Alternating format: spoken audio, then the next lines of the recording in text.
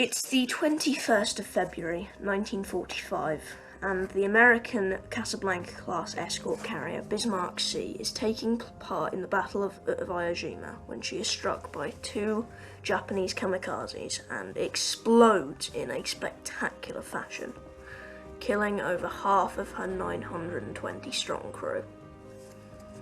This is the interesting but short career of the USS Bismarck Sea.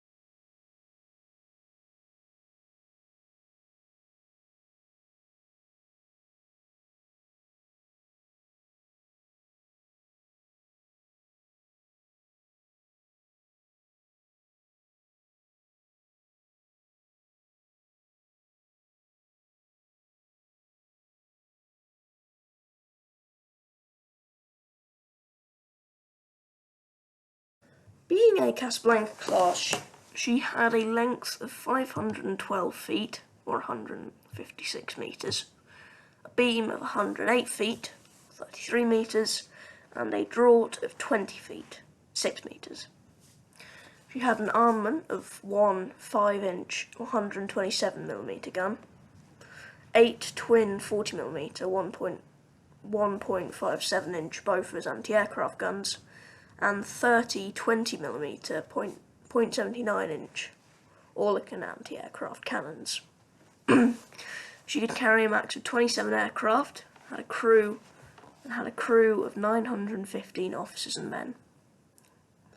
She was laid down on the 31st of January 1944, launched on the 7th of April that same year, and commissioned just over a month later on the 20th of May.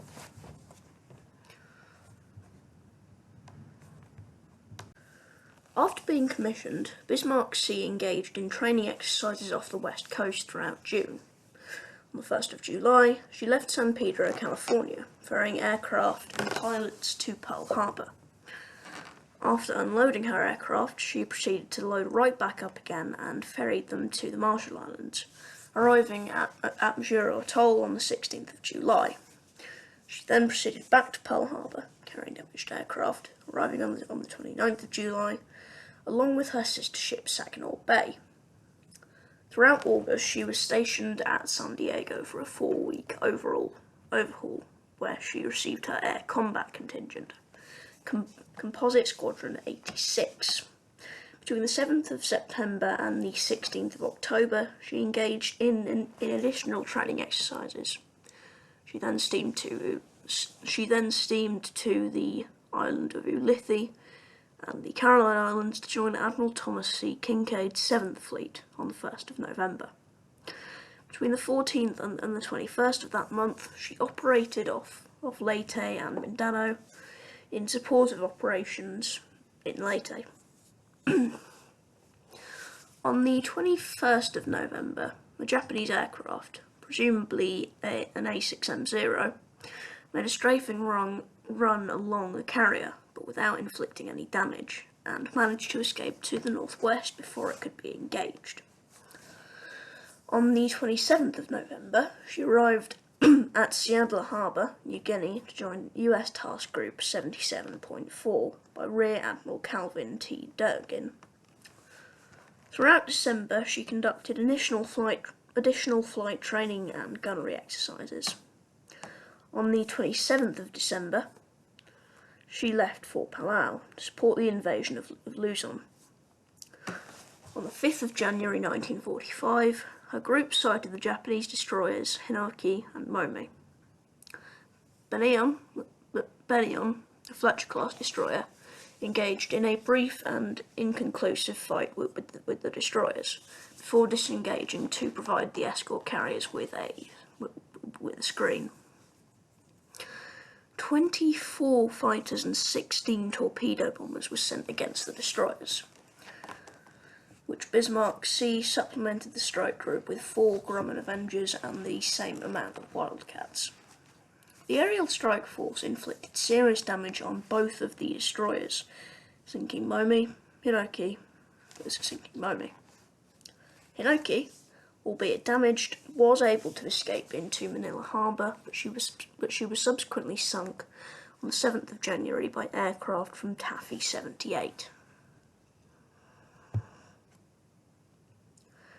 Despite this, that same day, the escort carrier Amani Bay was sunk by a kamikaze. The task group then participated in the invasion of Lingayen Gulf and supported air operations over Luzon until the 17th of January, when the force proceeded towards Ulithi in preparation for the invasion of Iwo Jima.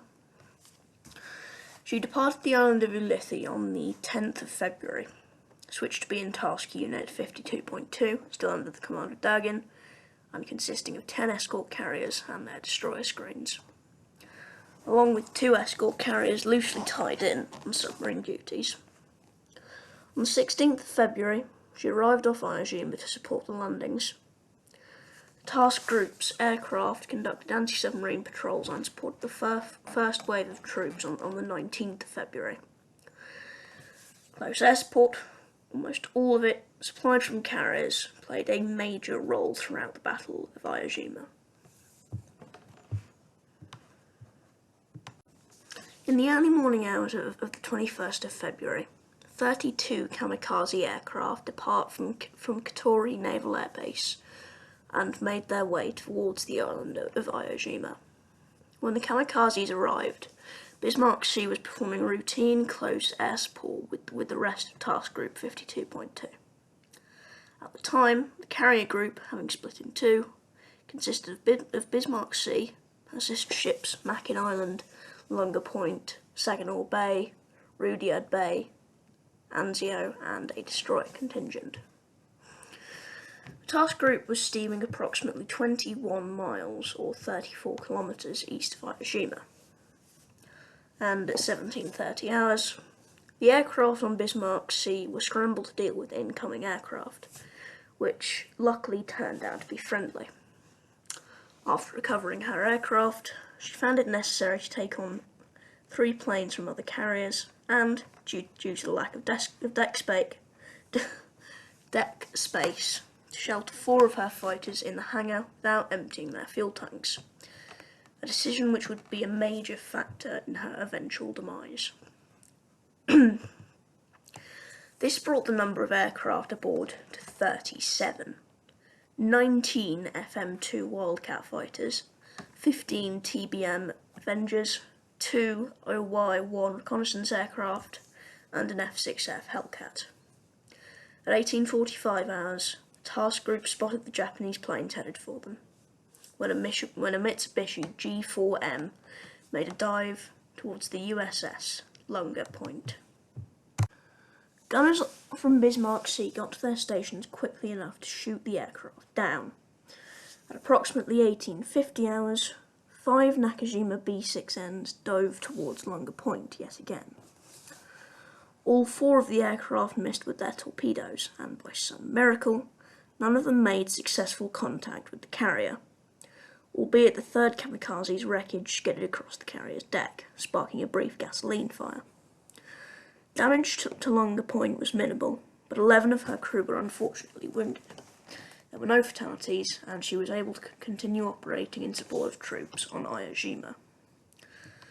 The 5th plane, however, switched targets, and instead proceeded towards Bismarck Sea. At 1,000 yards, or 910 metres, it was spotted by and engaged by gunners on board Bismarck Sea. However, despite the heavy gunfire, which damaged the aircraft, it quickly approached from the starboard side at a low angle, which the anti-aircraft guns could not sufficiently depress to attack. The plane ploughed in under the first 40mm gun aft, crashing through the hangar and striking up the ship's magazines. At the time of the crash, the aircraft elevator was in operation and nearly up to the flight deck when its cables were cut by the wreckage of the aircraft, causing the platform to drop onto the hangar deck with a tremendous amount of force. The force of the explosion distributed munitions, including torpedoes, across the deck and started a fire. The ship's steering was also rendered destroyed by the blast.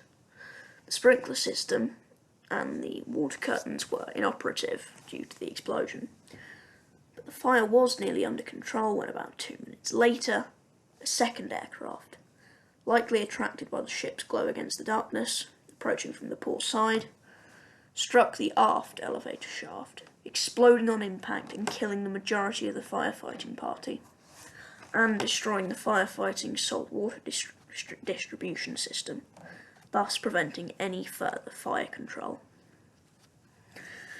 The second plane also detonated amongst the 4 fighters which were sheltered below decks, and the fighters, full gasoline tanks and completely armed, quickly turned the fire into a conflagration, enveloping the entire aft of the ship. The munitions on board began to detonate, and, with no firefighting equipment operational, the situation quickly got worse and worse and worse. At 1900 hours, just an hour and 10 minutes after the first impact, the crew assembled at their abandoned ship locations and the engines were cut. Captain John L. Pratt issued the order to abandon ship just 5 minutes later. As the crew abandoned the ship, a large explosion, likely from the detonation of the torpedoes within the hangar deck, rocked the entire carrier. This explosion tore much of the aft end of the ship to shreds, and she quickly acquired a list to starboard. 31 aircraft went down with the Bismarck Sea, along with 320 of her crew, and holds the title of the last US Navy aircraft carrier to be lost during World War II. 3 destroyers and 3 destroyer escorts rescued survivors over the next 12 hours, between them saving a total of 605 officers and men from her crew of roughly 920. The destroyer escort Edmonds directed the rescue operations of the remaining survivors. In spite of darkness, heavy seas, and continuing air attacks, 30 men from the Edmonds lowered themselves down and rescued a majority of the crew. In total, Edmonds hauled up 378 men. The destroyer escort Lawrence C. Taylor retrieved 136 men, and the destroyer Helm recovered 39 survivors. Bismarck Sea was the last US aircraft carrier lost to enemy action during World War II. May the 318 men lost aboard her that day never be forgotten.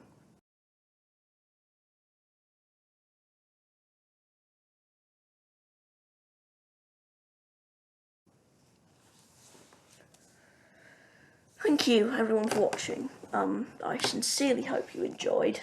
This video was very fun to make. Did take a long time, as you can imagine. But yeah, I sincerely hope you enjoyed, and I'll see you next Wednesday. Cheerio.